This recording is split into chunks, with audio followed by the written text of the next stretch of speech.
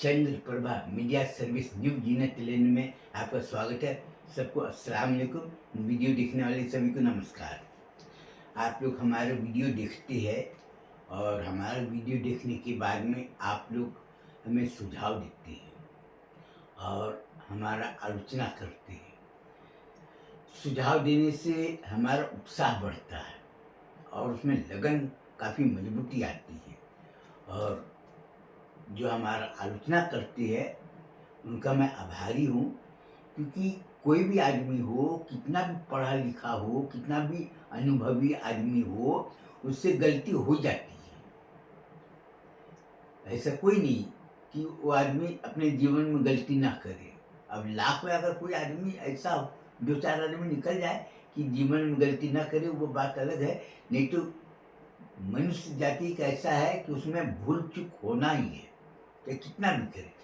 और आलोचना करने वालों ने लोगों को सही रास्ता दिखाया। आलोचना करने वाले किसी का काम बिगाड़ा नहीं, बल्कि उन्होंने गलती को उजागर किया है। और जिन्होंने अपनी गलती को उजागर करने वाले का आभार व्यक्त करता है और उसको सम्मान करता है और अपनी गलती को सुधार कर वो सही रास्ते पर चलता है। आप लोगों को तो अच्छी तरह से मालूम होगा कि हम मदरसा चलाते हैं और मदरसा चलाने के लिए हम शुरू से मेहनत कर रहे हैं। और लोगों ने सुझाव दिए कि मदरसा चलाना है तो आपको चंदा मांगने, आप जो चंदा मांगते उसकी बजाय आप व्यापार करो, तिजारत करो और घर घर जाके नमक, साबुन, हल्दी, मिर्च, धनिया, वासनी पाउडर, चाय पत्ती ये सब अपना बेचो तो तुम्हारा आमदनी का जरिया बन जाएगा। और दूसरी बात ये है कि जैसे हम मस्जिद बनाती है, मस्जिद चलाती है, मस्जिद को इमाम साहब को तनख्वाह देना होता है, मुअज्जिन साहब को तनख्वाह देना होता है, तो चंदा से बेहतर क्या है? लोगों को हर साल लुंगी चाहिए, बनियान चाहिए, तौलिया चाहिए। इसको बेचेंगे तो इमाम साहब का तनख्वाह 12 महीने का बिल्कुल आसानी से निकल जाता है। अगर आप कोशिश करेंगे तो बिल्कुल आसानी से आप चादर लाकर बेचते, चादर सभी लोगों को लगता है तो लोग लेते हैं। तो इससे क्या है, आमदनी, कोई भी काम करो तो आप लगन से काम करो और धीरे धीरे अपनी पहचान बनाओ। आज वीडियो बनाने के पीछे हमारा मूल उद्देश्य है कि हमारे आलोचना करने वालों ने हमको सही रास्ता दिखाया, बहुत आभारी हूँ। लेकिन जो आदमी हमारी बुराई कर रहा है वो सामने में आने को तैयार नहीं, क्योंकि वीडियो कैमरा है ना, तो सामने में बोलो, कोई आने को तैयार नहीं। और कई लोगों का वीडियो अगर चुपके से किसी ने बना लिया तो वो रोना धोना मचा देता है कि ये कौम की बदनामी होगी, ये होगी, तो डिलीट करा दी। बहुत से लोगों को वीडियो डिलीट कराने के लिए अपने बड़े बड़े पहुंच वाले को भेज दी कि तुम ये काम मत करो। क्यों? क्योंकि कई तरह की रहस्य खुल जाएगा। भाई मैं कहना चाहता हूँ, अगर मैं गलत काम कर रहा हूँ तो आप हमारे जो काली करतूत हमारे है आपको दिखाई देता है, आप वीडियो बनाओ और जनता को दिखाओ कि ये चेरी मेरी वाला मौलाना अजवा भाई, जिसका नाम पंडित अजय नारायण मिश्रा है, उसके बाप का नाम पंडित सोनू प्रसाद मिश्रा है, जो कि अभी उसका आधार कार्ड में नाम लिखा है मोहम्मद अजीज बख्श मिश्रा, रहीम बख्श मिश्रा लिखा है। तो वो गलत काम कर रहे, लोगों को दिखाओ। अगर मैं गलत काम कर रहा, और जनता समझदार उसी को माना जाता है जो आदमी दूसरे की बात को सुने, अपने आंख से देखे, कान से सुनने के बाद में आंख से देखे और लोगों से पूछे कि सही क्या है और गलत क्या है, अपने दिमाग से सोचिए। आज मुसलमानों की बर्बादी है। क्यों बर्बादी है? बर्बादी है ये जानता है, लेकिन क्यों है ये कोई बताने को तैयार नहीं। और जो बता रहा है उसकी बात को कोई सुनने को तैयार नहीं। और हमारी मजबूरी ये है, मैं झूठ बोलने को तैयार नहीं, और आपकी मजबूरी है आप सच सुनने को तैयार नहीं। आपकी ये मजबूरी है, और इसीलिए आज मुस्लिम समाज का पतन हो रहा है। आज मौलाना लोग चिल्ला चिल्ला के बोल रहे हैं कि कुरान शरीफ अल्लाह का भेजा हुआ किताब है। चिल्ला चिल्ला के जल से, बड़े बड़े जल से हो रहे हैं जो बोल रहे हैं।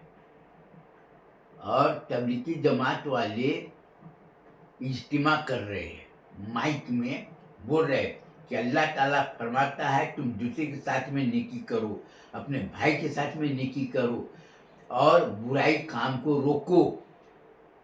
क्या बोल रहे हैं? बुराई काम को रोको। अगर तुम्हारा भाई अगर परेशान है तो तुम उसकी मदद करो। और क्या बोल रहा है कि जो तुम किसी से अगर कर्ज लिए और वापस नहीं किए तो तुमको अल्लाह की तरफ से लानत आएगी और लोगों की नज़रों में तुम गिर जाओगे। शराब पीना छोड़ो, शराब बेचना छोड़ो। शराब पीने से आदमी का शरीर खराब हो जाता है, ये खराब हो जाता है, अपना वक्त बर्बाद करता है।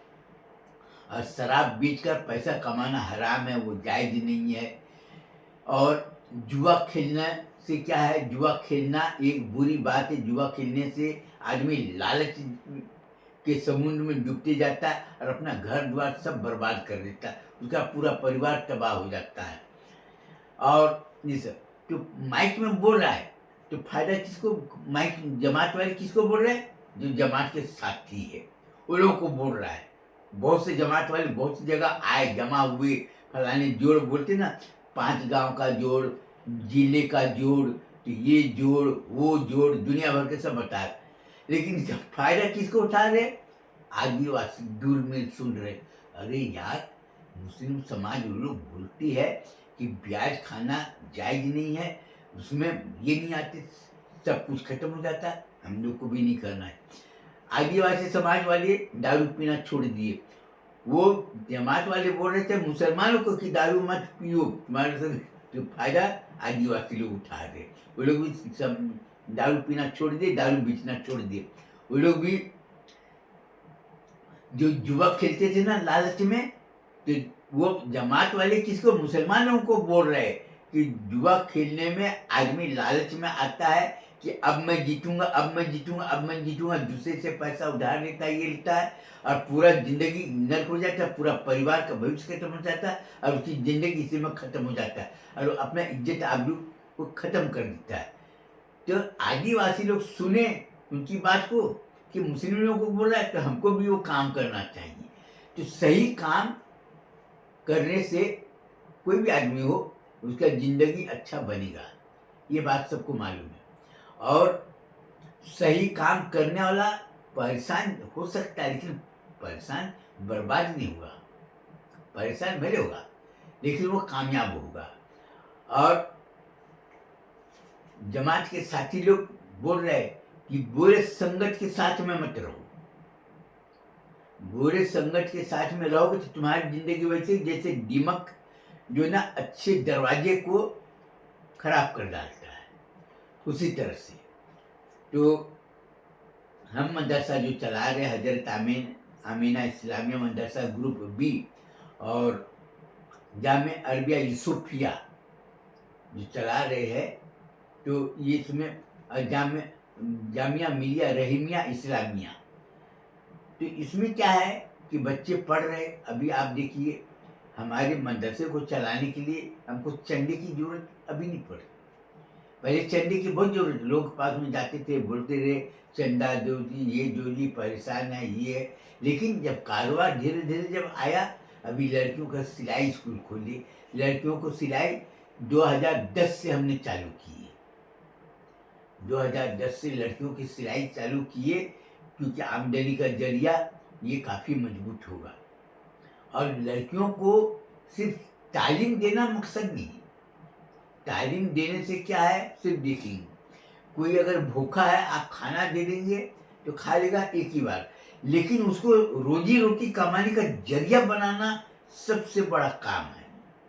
अगर आप रोजी रोटी का जरिया बनाएंगे तो क्या होगा कि किसी के आगे हाथ नहीं फैलाएगी। कोई भी लड़की इधर उधर घूमेगी नहीं और वो इधर उधर भटकेगी नहीं।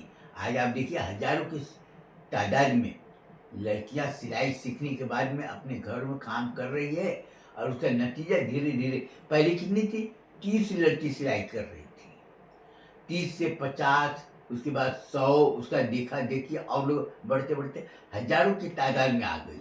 और कारोबार देखिए, इस बार दिवाली का कारोबार था, सब खत्म हो गया माल,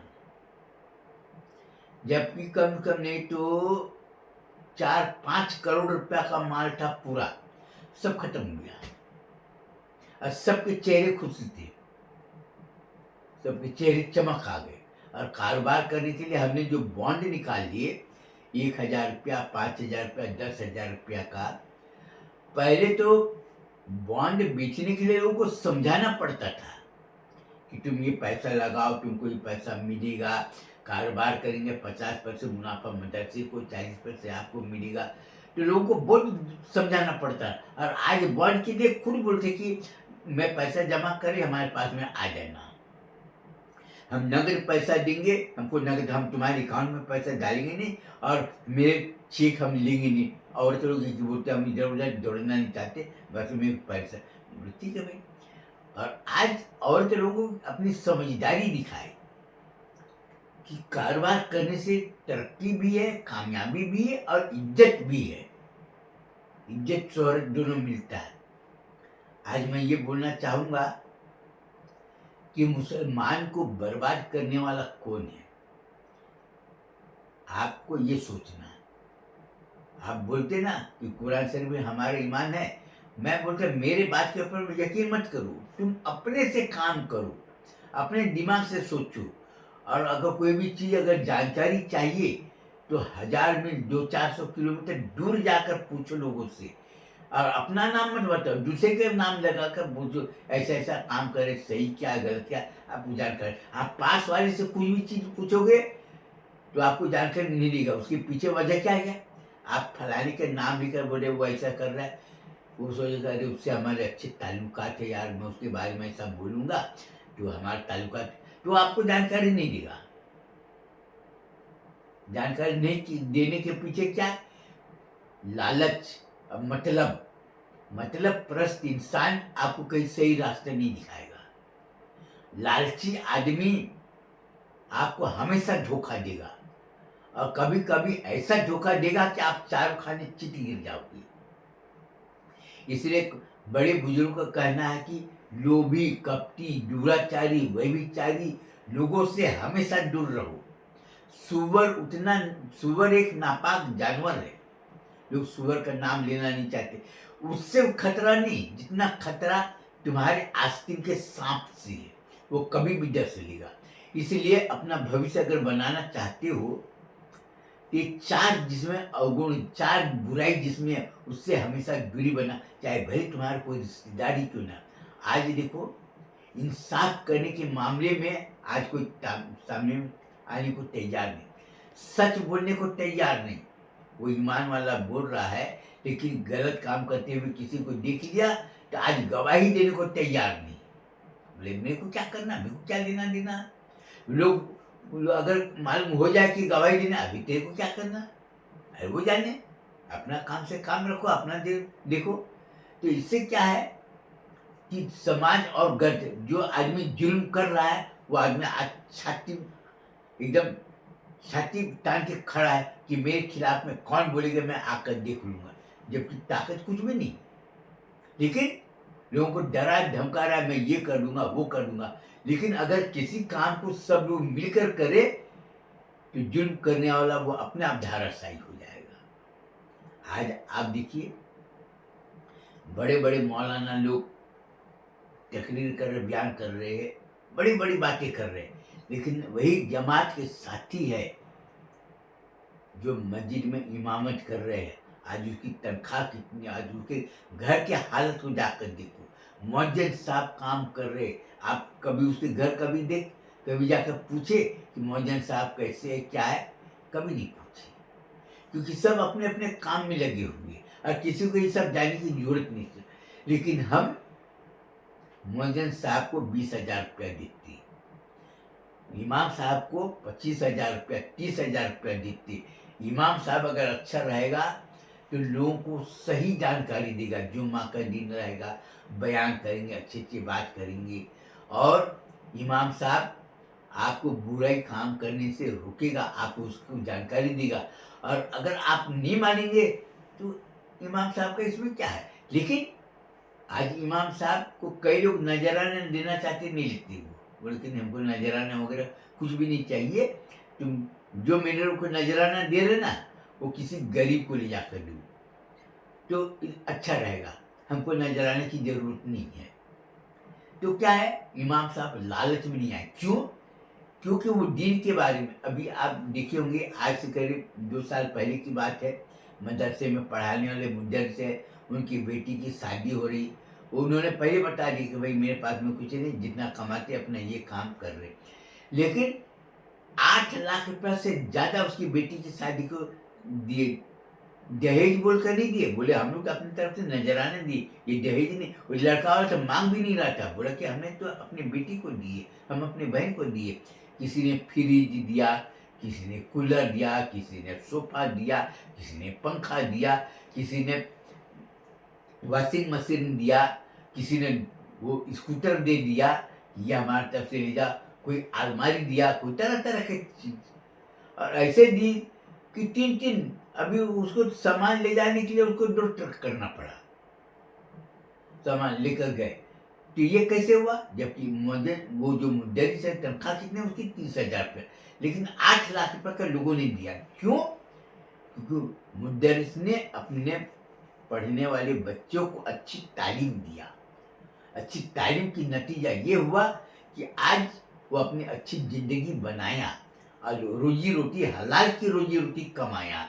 इससे ये तो क्या होता है कि आदमी सही रास्ता अगर बताता है तो अल्लाह ताला गैब से मदद देने वाला है। आज कई मुदर्रिस ने अपनी बेटियों की शादी किए, कई लोगों जब आज से करीब 20 साल पहले 2.5 लाख 3 लाख रुपया कई लोगों ने उसकी बेटी को दिया, तो सभी बेटी की शादी हो गई, सब अच्छे अच्छे घर में गए, गरीब है लेकिन अच्छे घर में गए। और मौलाना साहब ने जो तालीम दी है, बोले बेटा तुम इतना करना कि गोरी लड़की के पीछे मत जाना, बल्कि उसकी चाल चलन के पीछे जाना। उसकी चाल चलन अगर अच्छी है जिसको अपनाना, और तुम गोरी है या दौड़ के पीछे आओ तुम्हारी जिंदगी बर्बाद। और लोग धोखा खा चुके और लोगों ने दिख चुकी है कि इसका नतीजा क्या हो रहा है। अब आपको मैं यही बोलूँगा कि आप उन लोगों से दूर रहो जो सच सुनने को तैयार नहीं, आप उन लोगों से दूर रहो जो सच बोलने को तैयार नहीं। बस, और इसके आगे मैं अपना बयान ख़त्म करना चाहता हूँ, और आगे सिर्फ मैं इतने ही मैं बोलूँगा कि आपको ये सोचना है, पहले 1 रुपया 2 रुपया 5 रुपया का नोट चलता रहा, वो बंद हो गया। जब चलता रहा ना तो कोई नहीं पूछता रहा अरे क्या करेंगे जमा कर, लेकिन जब बंद हो गया, आज 1 रुपया पुराना वाला देखो किसी से मांगो, आज 400 रुपया कीमत।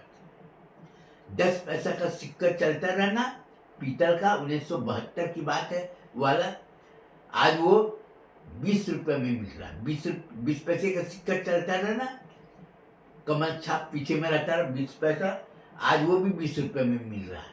जब मिलता रहा उसमें कोई जमा नहीं करता रहा, और जब बंद हो गया, आप जो लोग देखते हैं भैया ये मेरे को 20 रुपये में मिलेगा, आज एक एक नोट की कीमत कई हजार रुपये में जा रही है। 100 रुपया का नोट कई हजार में, 50 रुपया का पुराना नोट 200 रुपये में, 300 रुपया में, 10 रुपया का पुराना नोट 100 रुपया में पुराना। आज से करीब 40 साल 50 साल पहले वाला मैं बता रहा हूँ। नया नोट चाहिए तुमको इतना पैसा मिलेगा। 1 रुपया 100 पीस, अभी उसकी कीमत कितना हो गया, 30,000 रुपया। 100 पीस 1 रुपया कितना, 1 रुपया वाला 100 पीस कितना हुआ, 100 रुपया, लेकिन उसका आज मार्केट में 30,000 रुपया। आप देखो, सोने से भी ज्यादा। और जो सिक्के वगैरह जमा करते हैं वो अपना सब संभाल के रखे, तो जब खत्म हो जाता है, उसी तरह से आज हमारा उम्र समझ जाओ 75 साल हो रहा है, और अब मैं दुनिया में कितना दिन रहूँगा, लेकिन मरने के पहले मैं आपको यही बोलूँगा कि तुम हमेशा सही काम करना। आपको अभी हमारी बात समझ में नहीं आएगी, जब मैं मर जाऊँगा ना, जब 10 साल 20 साल के बाद में आपको समझ में आएगा कि मैं जो बोल रहा हूँ उसमें सच्चाई कितना है, आप उसको नाप कर देख लेना, तो आपको समझ में आ गया। आगे आपकी मर्जी, हमारा काम है जानकारी देना, हमने आपको जानकारी दिया और आप करो ना करो, हम इसके लिए कोई जोर नहीं। अब इसके लिए आप इजाज़त दीजिए, फिर हम अगले वीडियो में मिलेंगे, तब तक के लिए खुदा हाफिज़, नमस्कार।